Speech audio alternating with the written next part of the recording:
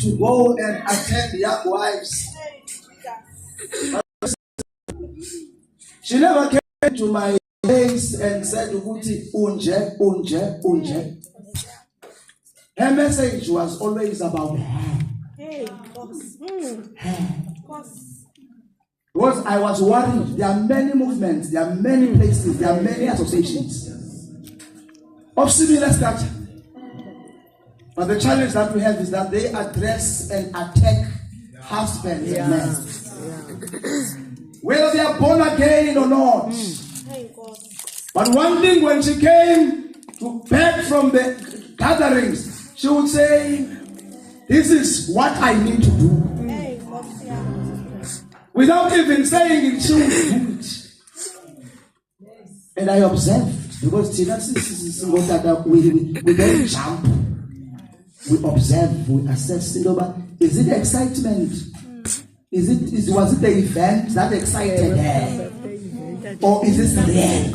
How genuine is this change? We look into it. So every husband that is here, you must know that we took time. We took time. Even though we gave you something, but we took time. Because we could have changed our minds in last minute. There's a story about this agenda. Let me go and attend this one. Amen.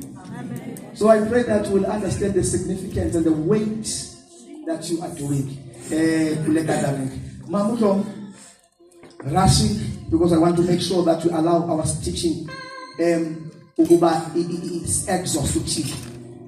A report of the year, and then after that, I will not come back again. I will request a report from Mama Kula as an apambile. After that, I'll hand over to you on the purpose of the day.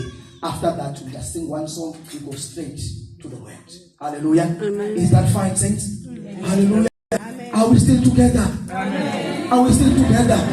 I'm putting Chebuda and putting yay! Sexy love, hallelujah.